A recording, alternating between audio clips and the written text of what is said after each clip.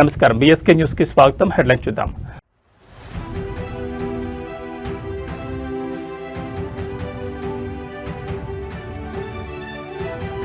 దేశవ్యాప్తంగా ఈద్ సంబరాలు, తెల్లవారుజాము నుంచే కిక్కిరిసిన మసీదులు.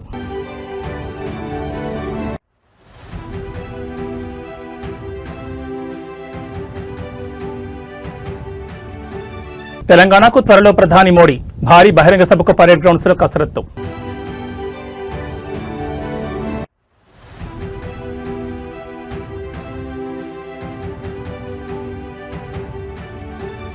తిరుమల శ్రీవారి చెంత సీఎం చంద్రబాబు, మనవడు దేవాంశ్ పుట్టినరోజు సందర్భంగా కుటుంబ సమేతంగా దర్శనం.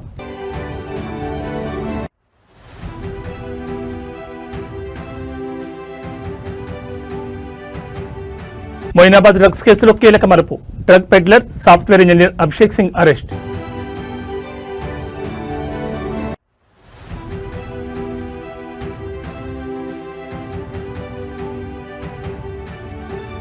బంగాళాఖాతంలో ఉపరితల ఆవర్తనం, ఉత్తరాంధ్ర కోస్తా తీరాల్లో పిడుగులతో కూడిన వర్షాలు. ఇక డీటెయిల్స్ చూస్తే పవిత్ర రంజాన్ మాసం ముగింపు సందర్భంగా దేశ రాజధాని ఢిల్లీలో ఈద్ ఉల్ ఫితర్ వేడుకలు అత్యంత వైభవంగా జరిగాయి. చారిత్రాత్మక జామా మసీద్ ముస్లిం సోదరుల సామూహిక ప్రార్థనతో కిక్కిరిసిపోయింది. ఇవాళ ఉదయాన్నే వేలాది మంది ముస్లింలు జామా మసీద్ చేరుకుని ప్రత్యేక ఈద్ నమాజ్ నిర్వహించారు. మసీద్ ప్రాంగణమే కాకుండా పరిసర వీధులన్నీ భక్తులతో నిండిపోయాయి. ప్రార్థనల అనంతరం ముస్లిం సోదరులు ఒకరినొకరు ఆలింగనం చేసుకుని ఈద్ ముబారక్ అంటూ శుభాకాంక్షలు తెలుపుకున్నారు. కులమతాలకు అతీతంగా అందరూ కలిసిమెలిసి ఉండాలని ఈ సందర్భంగా ప్రార్థించారు. దేశం సుభిక్షంగా ఉండాలని, ప్రజలందరి మధ్య శాంతి సౌభాగ్యం విరజల్లాలని ప్రత్యేక దువా చేశారు. వేడుక దృష్ట్యా ఢిల్లీ పోలీసులు పటిష్టమైన భద్రతను ఏర్పాటు చేశారు. ట్రాఫిక్ మళ్లింపులు మరియు డ్రోన్ల ద్వారా నిఘాను కొనసాగించారు.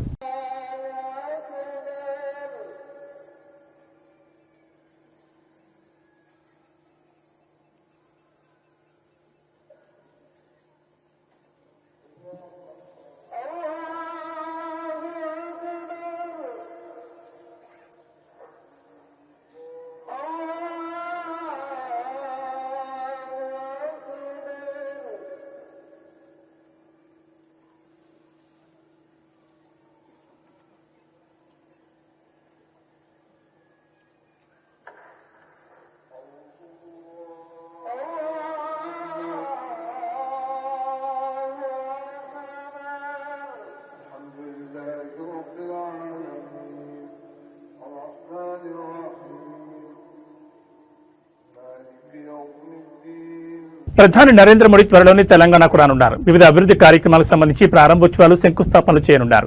అయితే దీనిపై ఇంకా తేదీలు ఖరారు కాలేదు. పరేడ్ గ్రౌండ్స్ లో ప్రధాని నరేంద్ర మోడీ భారీ బహిరంగ సభను ఏర్పాటు చేయడానికి సన్నాహాలు చేస్తున్నారు. ఈ నెల వచ్చే నెలలో ప్రధాని మోడీ పర్యటన తెలంగాణలో ఉండే అవకాశాలున్నాయని బీజేపీ నేతలు చెబుతున్నారు. అనేక కేంద్ర ప్రభుత్వానికి సంబంధించిన పనులను ఆయన ప్రారంభించడంతో పాటు పలు పనులకు శంకుస్థాపన కూడా చేయనున్నారు. తేదీ ఖరారైన తర్వాత బహిరంగ సభకు రాష్ట్రం నలుమూల నుంచి ప్రజలను తరలించి ఏర్పాట్లు చేస్తారు. దేశ ఆర్థిక వ్యవస్థలో పెనుమార్పులు తెచ్చే దిశగా కేంద్ర ప్రభుత్వం అడుగులు వేస్తోంది. ఏప్రిల్ 1, 2026 నుంచి దేశవ్యాప్తంగా అమల్లోకి రానున్న కొత్త ఆదాయ పన్ను చట్టం 2025పై కేంద్ర ఆర్థిక మంత్రి నిర్మలా సీతారామన్ కీలక వ్యాఖ్యలు చేశారు. దశాబ్దాల కాలం నాటి సంక్లిష్టమైన నిబంధనలు తొలగించి పన్ను చెల్లింపుదారులకు అత్యంత సులభతరమైన వ్యవస్థను అందుబాటులోకి తెస్తున్నట్లు ఆమె వెల్లడించారు. పాత చట్టంలో ఉన్న సంక్లిష్టమైన 819 విభాగాలను గణనీయంగా తగ్గించి కేవలం 536 విభాగాలకు పరిమితం చేశారు. దీనివల్ల చట్టం పరిధి తగ్గి అర్థం చేసుకోవడం సులభమవుతుంది. సామాన్య పన్ను చెల్లింపుదారులకు కూడా అర్థమయ్యేలా స్పష్టమైన భాషలో నిబంధనలు రూపొందించారు. అనవసరపు చట్టపరమైన చిక్కులు లేకుండా పన్ను రిటర్నులు దాఖలు చేసేలా మార్పులు చేశారు. చట్టం సరళతరం కావడం వల్ల ట్యాక్స్ కన్సల్టెన్సీ ఖర్చులు తగ్గుతాయని, తద్వారా మధ్యతరగతి ప్రజలకు మరియు చిన్న వ్యాపారులకు ఆర్థికంగా ఊరట లభిస్తుందని మంత్రి ఆశాభావం వ్యక్తం చేశారు. సెక్షన్ల తగ్గింపు వల్ల ఆదాయ పన్ను శాఖకు, పన్ను చెల్లింపుదారులకు మధ్య తలెత్తే వివాదాలు తగ్గుతాయని ప్రభుత్వం భావిస్తోంది. Bringing a new income tax act, the CBIC was not left behind. They did the massive exercise of the GST 2.0, the new GST. And before the financial year could end, although there's some more work left, customs from the CBIC is also going through rapid changes, all keeping in mind the taxpayer and one department. The Department of Revenue and the two boards have delivered on the promises which were given to the people during, let us say, CM Chandrababu Naidu తన మనవడు దేవాంశ్ పుట్టినరోజు సందర్భంగా కుటుంబ సమేతంగా తిరుమల శ్రీవారిని దర్శించుకున్నారు. అనంతరం వారు భక్తులకు స్వయంగా అన్నప్రసాదం వడ్డించి ప్రత్యేక సేవలో పాల్గొన్నారు. శ్రీవారి దర్శనం పూర్తయ్యాక ఆలయం నుంచి ముఖ్యమంత్రి చంద్రబాబు, ఆయన అర్ధాంగి భువనేశ్వరి, మంత్రి నారా లోకేష్ దేవాంశ్తో కలిసి కాలినడకన మాతృశ్రీ తరిగొండ వెంగమాంబ అన్నదాన సత్రానికి బయలుదేరారు. ఈ క్రమంలో మాడవీధుల గుండా వెళ్తూ దారి పొడవునా ఉన్న భక్తులకు అభివాదం చేస్తూ ముందుకు సాగారు. ఈ సందర్భంగా ముఖ్యమంత్రి తన భద్రతా సిబ్బందిని పక్కకు జరిపి భక్తుల వద్దకు వెళ్లి కరచాలనం చేశారు.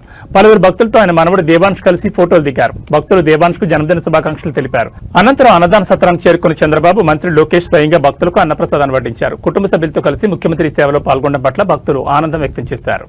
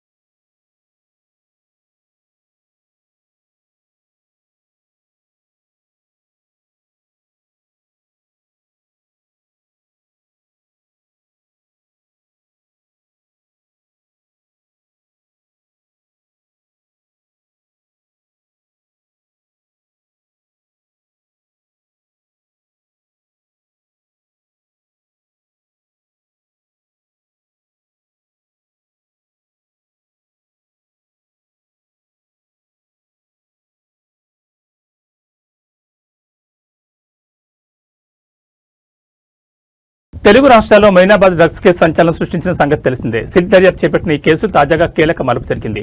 Drug peddler software engineer Abhishek Singh ను సిట్ బృందం అదుపులోకి తీసుకుంది. నిందితులు ఒకరైన కౌశిక్ రవి ఇచ్చిన సమాచారంతో 4 బృందాలుగా ఏర్పడిన సిట్ ఎట్టకేలకు అతన్ని పట్టుకుంది. హైదరాబాద్ లోని అభిషేక్ సింగ్ ను అదుపులోకి తీసుకోవడం గమనార్హం. బీఆర్ఎస్ మాజీ MLA pilot Rohit Reddy farm house పార్టీకి అభిషేక్ సింగ్ డ్రగ్స్ సప్లై చేశాడు. హైదరాబాద్ ఓఆర్ఆర్ వద్ద అభిషేక్ సింగ్ నుంచి రోహిత్ డ్రైవర్ శరత్ డ్రగ్స్ కొనుగోలు చేశాడు. అనంతరం పార్టీలో నమిత్ శర్మ, రోహిత్ రెడ్డి, రితీష్ రెడ్డి, పుట్టా మహేష్ కుమార్, అర్జున్ రెడ్డి, కౌశిక్ రవి డ్రగ్స్ విమర్శించి అనంతరం పార్టీలో నమిత్ శర్మ, రోహిత్ రెడ్డి, రితీష్ రెడ్డి, పుట్టా మహేష్ కుమార్, అర్జున్ రెడ్డి, కౌశిక్ రవి డ్రగ్స్ వినియోగించారు. నమిత్ శర్మ 3 రకాల డ్రగ్స్ తీసుకున్నట్లు రక్త పరీక్షలు బయటపడగా పైలట్ రోహిత్ రెడ్డి, రితీష్ రెడ్డి, అర్జున్ రెడ్డి మద్యంలో కొకైన్ కలుపుకుని తాగినట్లు వైద్య పరీక్షలు తేలింది. తాజాగా అభిషేక్ సింగ్ పోలీసులు చిక్కడంతో మరిన్ని విషయాలు వెలుగులోకి వచ్చే అవకాశం ఉన్నట్లు తెలుస్తోంది. అభిషేక్ సింగ్ నుంచి ఇంకా ఎవరెవరు డ్రగ్స్ కొనుగోలు చేశారు అనే విషయంపై కోపీ లాగుతున్నారు సిట్ అధికారులు. మరోవైపు అతని ఫోన్లో కీలక డేటా ఉన్నట్టు తెలుస్తోంది. ఈ మేరకు అభిషేక్ సింగ్ సెల్ ఫోన్ డేటాను విశ్లేషిస్తున్నారు సిట్ అధికారులు.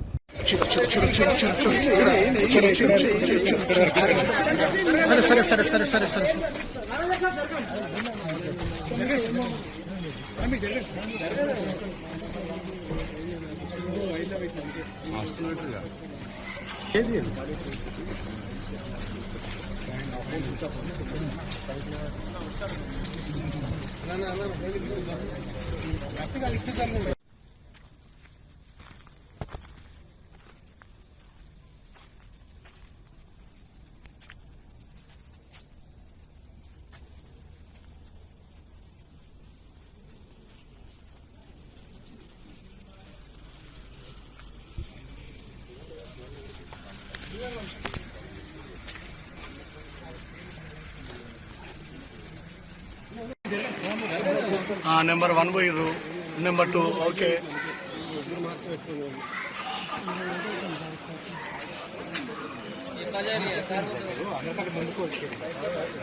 వెళ్ళమన్నా మీరేం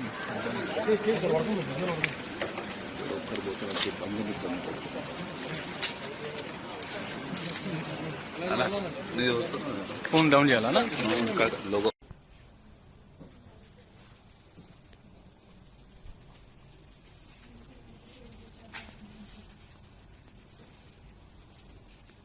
చిత్తూరు జిల్లా యాదమరి మండలంలో వంట గ్యాస్ సిలిండర్ల కోసం వినియోగదారులు తీవ్ర అవస్థలు పడుతున్నారు. మండలంలోని చిన్నారెడ్డిపల్లి క్రాస్ వద్ద ఉన్న గ్యాస్ ఏజెన్సీ ముందు శనివారం ఉదయం నుంచి వినియోగదారులు భారీ సంఖ్యలో బారులు తీరారు.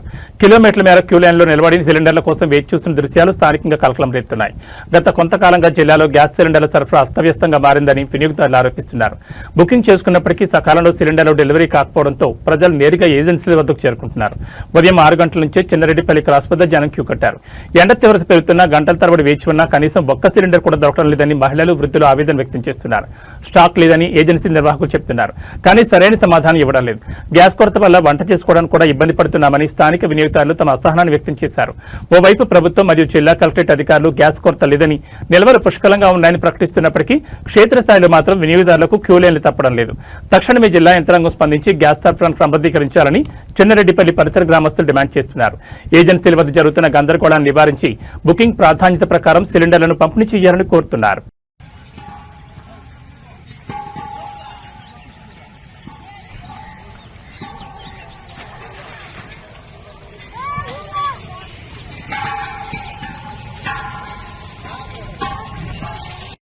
జనసేన పార్టీ ఎమ్మెల్యే ఆర్వ శ్రీధర్ వ్యవహారం రాజకీయ వర్గాల్లో మరోసారి తీవ్ర చర్చనీయాంశంగా మారింది. ఎమ్మెల్యే శ్రీధర్పై సంచలన ఆరోపణలు చేసిన బాధితురాలు హర్షవేణ తాజాగా మరో వీడియోను విడుదల చేశారు. పార్టీ అధినేత ఆదేశాలను, నిబంధనలను ఎమ్మెల్యే పట్టించుకోవట్లేదని ఆమె తాజా వీడియోలో ఆరోపించారు. ఇటీవలే కండిషన్ బెయిల్పై బయటకు వచ్చిన హర్షవేణ కేసు విషయాలపై తాను మాట్లాడనని స్పష్టం చేశారు. నాకు ఇటీవల బెయిల్ వచ్చింది. కండిషన్ బెయిల్ కారణంగా నేను కేసులకు సంబంధించిన విషయాలు మాట్లాడకూడదు.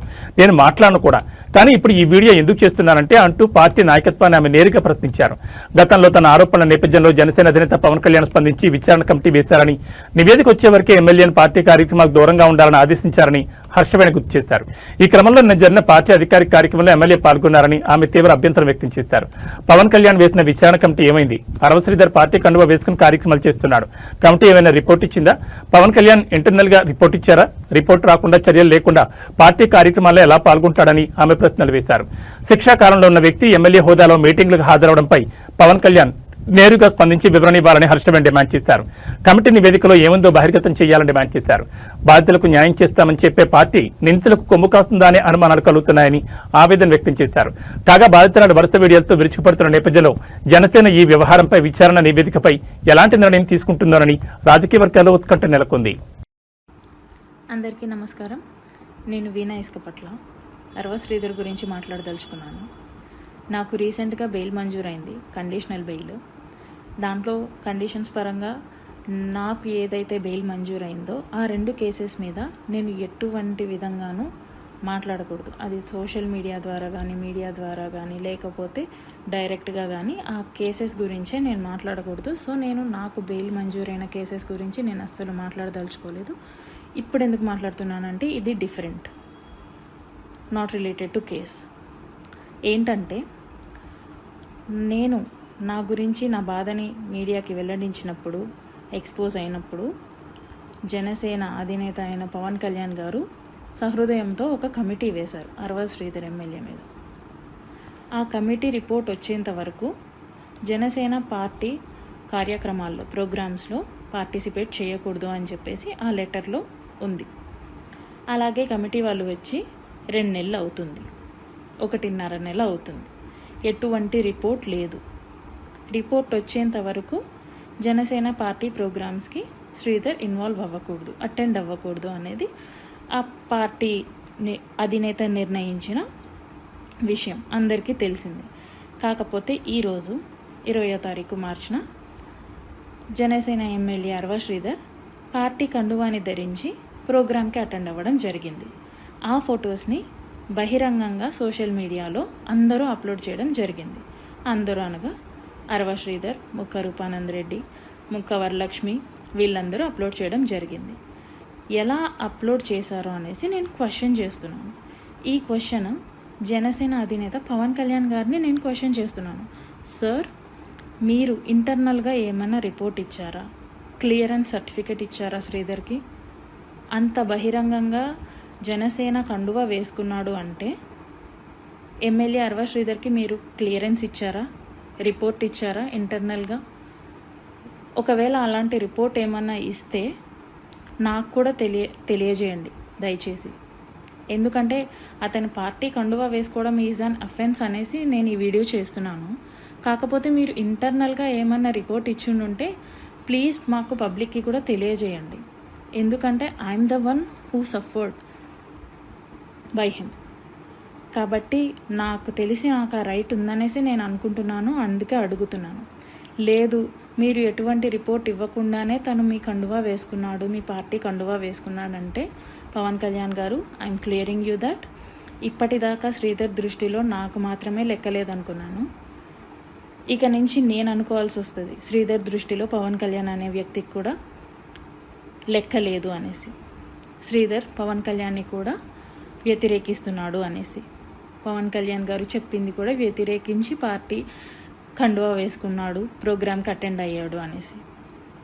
అంటే దీని ఉద్దేశం కమిటీకి వాల్యూ లేదా, పవన్ కళ్యాణ్ గారికి వాల్యూ లేదా, అసలు జనసేన పార్టీకి వాల్యూ లేదా? ఒకవేళ మీరు ఏదైనా అఫీషియల్ లెటర్ గానీ ఇచ్చుంటే ప్లీజ్ అది పబ్లిక్కి కూడా చెప్పండి. ఎందుకంటే ఇది బహిర్గతం. కరీంనగర్ జిల్లా హుజూరాబాద్ బీఆర్ఎస్ లో రాజకీయ సెగలు రాజుకున్నాయి. ఎమ్మెల్యే పారి కౌశిక్ రెడ్డి ఏకపక్ష వ్యవహార శైలిపై విసిగిపోయిన నియోజకవర్గ స్థాయి ముఖ్య నేతలు క్యాడర్ తిరుగుబాటు బావుట ఎగురవేశారు. జమ్మికుంట శివార్లోని ఒక వెంచర్లో సుమారు 100 మంది మాజీ మున్సిపల్ చైర్మన్లు, మాజీ సర్పంచులు, సీనియర్ నాయకులు రహస్యంగా సమావేశమై ఎమ్మెల్యే తీరుపై తీవ్ర అసంతృప్తిని వ్యక్తం చేశారు.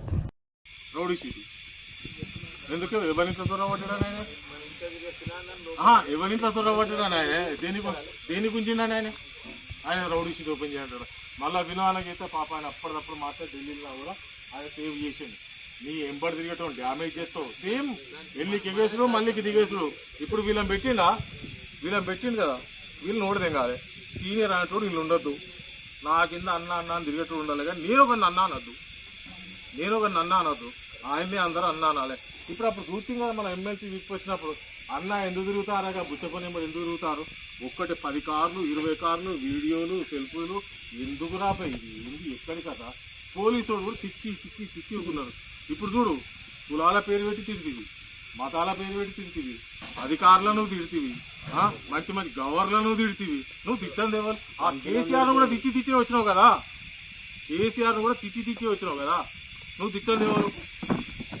ఎవరిని ఉన్న ఊరిన ఇల్లంతా కుంటే ఓటేసిన పాపానికి వీళ్ళు కాలబెట్టి వాళ్ళ సుతారా సుతారా అదిలా. ఇంతకుముందు మళ్ళీ ఒకటి అన్నారు, ఆయన లెక్క మనం మారదామా, మనం లెక్క ఆయన మారదామా అని. ఒక చిన్న ఉదాహరణ చెప్తాను. ఒక 20-25 సంవత్సరాల ఒక ఆడపిల్ల మన ఇంట్లోనే పుట్టి పెరిగి ఉంటుంది. పెళ్లి చేస్తాం, అత్తగారింటికి పోతుంది. భర్త ఆడిబిడ్డనో లేకపోతే మరిదో మామ అత్త 40 కుటుంబం ఉంటుంది. నువ్వు 25 సంవత్సరాలు నా ఇంట్లో పెరిగి నా బిడ్డ అయింది, అత్తగారింటికి పోయినవు. నీ లెక్క వాళ్ళందరూ మారుతారా? వాళ్ళకు అనుగుణంగా నువ్వు మారాలన్నా, లేకపోతే అమ్మాయి గురించి ఆ కుటుంబం మొత్తం మారుతుందా? అట్లనే కాన్షియన్స్ గా 2 లక్షల చిల్లర ప్రజలు ఉన్నాం మనం. మనలాగా ఆయన మారాలన్నా, ఆయన లెక్క మనందరం మారదామా? మనం మారన్నా. ఇప్పుడు నేను హైదరాబాద్ సెంటర్ కొట్టుకుంటా ఏ కాలం తిరుగుతా, ఊళ్ళోకి వచ్చే వాళ్ళకి ఎవరితో ఎట్లున్నానో అట్లుండాలి. నేను నా లెక్క నువ్వు ఉండాలంటే కుదురుతుందా? మీకు అనుగుణంగా మీ వాతావరణంలోకి నేను అడ్జస్ట్ కావాలి అంతే తప్ప మా డాడీకి ఇట్లా తినిపించేది, మా మమ్మీకి ఇట్లా తినిపించేది, నీ కాలేసుకుని మండేది 12 దాకా లేకపోయేదంటే అవి అత్తగారింటి వెనక 45 నుంచి కన్నప్పుడు. అట్లనే నీ లెక్క మేము అందరం మారం. మనకు ప్రజలకు పాపం మంచి చెడు చూసుకుంటే వాళ్ళు. రాజన్న సిరిసిల్ల జిల్లా వేములవాడ పుణ్యక్షేత్రంలో తరచూ పాములు ప్రత్యక్షం కావడం భక్తులను, సిబ్బందిని భయాందోళన గురిచేస్తోంది. తాజాగా ఆలయ పరిసరాల్లో 8 అడుగుల భారీ పాము కనిపించగా స్నేక్ క్యాచర్ దాన్ని పట్టుకుని అటవీ ప్రాంతంలో విడిచిపెట్టారు. నిత్యం భక్తుల రద్దీ ఉండే ప్రాంతాల్లో పాములు కనిపిస్తుండటంతో అధికారులు తగిన జాగ్రత్తలు తీసుకోవాలని భక్తులు కోరుతున్నారు.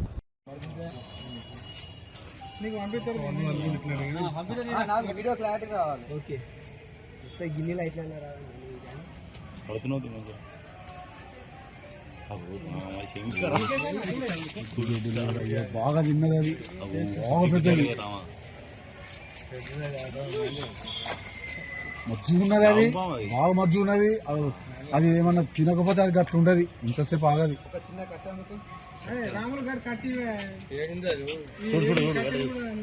బుස්සలు కొట్టు అది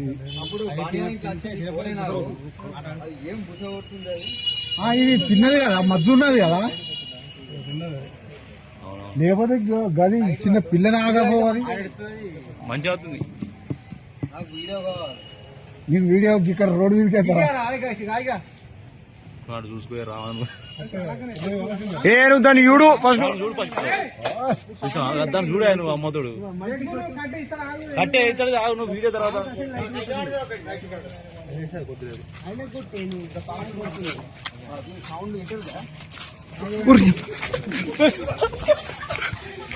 అలా బుచ్చుకుంటాను అది కరెక్ట్ యాక్టివ్ ఉంటే అది ఏడాగు సార్ అది అది మధ్య బాగా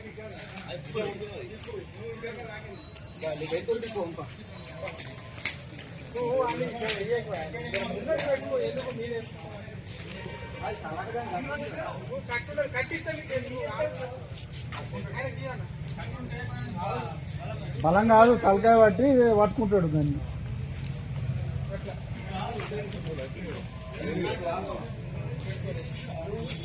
అదే అదే ఇది మధ్య ఉన్నదేంటి బాగా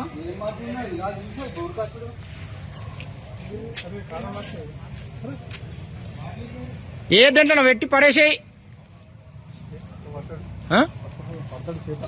ఇది అదిట తలకాయ పట్టుకొని దాంట్లో తిప్పుకొని పోతాడు భయం కదా నేను డైరెక్ట్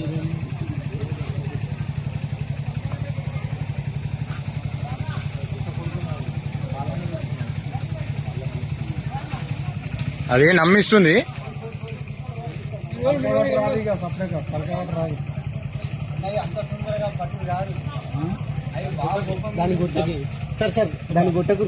రవాణా రంగంలో విప్లవాత్మక మార్పులకు తెలంగాణ ప్రభుత్వం శ్రీకారం చుట్టింది. రాష్ట్ర వ్యాప్తంగా వాహనదారులకు మెరుగైన పారదర్శకమైన సేవలు అందించే లక్ష్యంతో వాహన్ పోర్టల్ను ప్రభుత్వం సిద్ధం చేసింది. ఈ నెల 23వ తేదీన రవాణా శాఖ మంత్రి పొన్నం ప్రభాకర్ ఈ పోర్టల్ను అధికారికంగా ప్రారంభించనున్నారు. ఈ పోర్టల్ ద్వారా తెలంగాణ వాహనాల సమాచారం నేరుగా జాతీయ డేటాబేస్తో అనుసంధానమవుతుంది. దీనివల్ల దేశంలో ఎక్కడైనా వాహన వివరాలను క్షణాల్లో తెలుసుకోవచ్చు. వాహనదారులకు భారీ ఊరటనిస్తూ అదనపు వాహనాలపై విధిస్తున్న 2% లైఫ్ టైం ట్యాక్స్ ను ప్రభుత్వం రద్దు చేసింది. ఈ నిర్ణయం కూడా ఈ నెల 23 నుంచి అమల్లోకి రానుంది. రిజిస్ట్రేషన్లు, బదిలీలు మరియు ఇతర రవాణా శాఖ సేవలు ఇకపై మరింత వేగంగా డిజిటల్ పద్ధతిలో ప్రజలకు అందుబాటులోకి రానున్నాయి. డిజిటల్ గవర్నెన్స్ లో భాగంగా తీసుకున్న ఈ నిర్ణయం వాహనదారులకు ఆర్థికంగా కలిసి రావడమే కాకుండా ఆర్టీఏ కార్యాలయాల చుట్టూ తిరిగే పని లేకుండా చేస్తుందని ప్రభుత్వం భావిస్తోంది.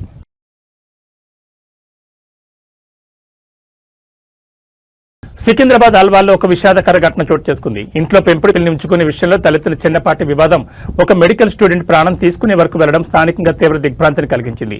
అల్వాల్ రిసాలా బజార్కు చెందిన ఒక ఎంబీబీఎస్ విద్యార్థిని గత కొంతకాలంగా ఒక పెళ్లిని పెంచుకుంటోంది. అయితే దీనిపై ఆమె తల్లిదండ్రులు అభ్యంతరం వ్యక్తం చేస్తూ వచ్చారు. పెళ్లి విషయంలో ఇంట్లో తరచూ గొడవలు జరుగుతుండటంతో ఆ యువతి తీవ్ర మనస్తాపానికి గురైంది. ఈ క్రమంలోనే ఇంట్లో ఎవరూ లేని సమయంలో ఆమె బలవన్ మరణానికి పాల్పడింది. సమాచారం అందుకున్న పోలీసులు ఘటనా స్థలానికి చేరుకుని మృతదేహాన్ని పోస్టుమార్టం నిమిత్తం గాంధీ ఆసుపత్రికి తరలించారు. కేసు నమోదు చేసుకుని విచారణ చేపడుతున్నారు. చిన్న చిన్న కారణాలే ప్రాణాలు తీసుకునేంతటి మానసిక ఒత్తిడికి దారితీస్తున్నాయి. కుటుంబ సభ్యుల మధ్య సరైన సంభాషణ, ఒకరి భావాలను మరొకరు గౌరవించుకోవడం మరియు అవసరమైనప్పుడు మానసిక నిపుణుల సాయం తీసుకోవడం ద్వారా ఇలాంటి అనర్థాలు అరికట్టవచ్చు. ప్రైవేట్ ట్రావెల్స్ బస్సు కాలి బూడిదైన ఘటన విజయనగరం జిల్లాలో ఇవాళ తెల్లవారుజామున చోటు చేసుకుంది. రాంభద్రాపురం మండల పరిధిలోని తారాపురం వద్ద జరిగిన ఈ ఘటనలో ప్రయాణికులంతా సురక్షితంగా బయటపడడంతో పెను ప్రమాదమే తప్పింది. అయితే ఈ బస్సు ఒడిశా రాజధాని భువనేశ్వర్ నుంచి హైదరాబాద్ వెళ్తుండగా ప్రమాదం జరిగింది.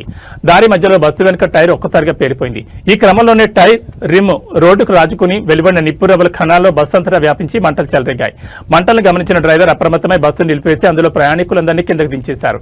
దీంతో ఎవరికీ ఎటువంటి గాయాలు కాలేదు. ప్రమాద సమయంలో బస్సులో మొత్తం 37 మంది ప్రయాణికులు ఉన్నారు. అందులో ఒడిశాకు చెందిన ఓ ఎమ్మెల్యే కూడా ఉన్నట్లుగా సమాచారం అందుతోంది.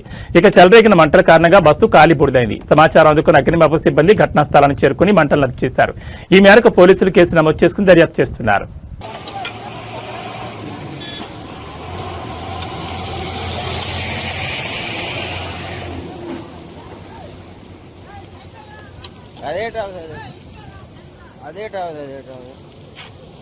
వచ్చాడా ఎస్సీఏ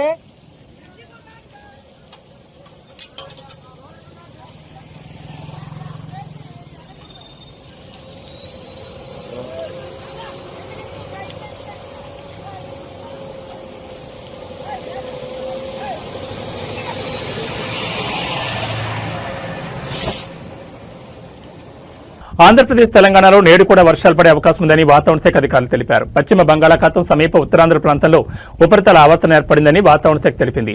సముద్ర మట్టానికి 3.1 కిలోమీటర్ల ఎత్తులో కొనసాగుతున్న ఉపరితల ఆవర్తనం ఉందని చెప్పింది. రానున్న 24 గంటల్లో 2 తెలుగు రాష్ట్రాల్లో వర్షాలు పడే అవకాశం ఉందని వాతావరణ శాఖ వెల్లడించింది.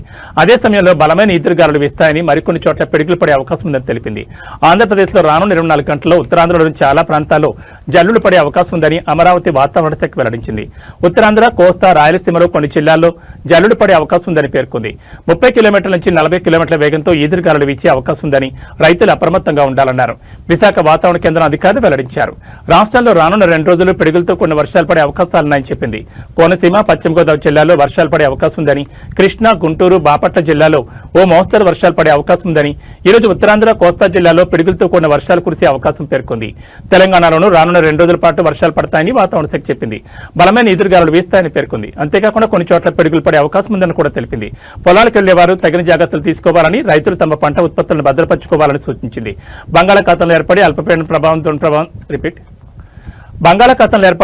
ద్రోణి ప్రభావంతో వర్షాలు పడే అవకాశాలున్నాయని హైదరాబాద్ వాతావరణ శాఖ అధికారులు తెలిపారు.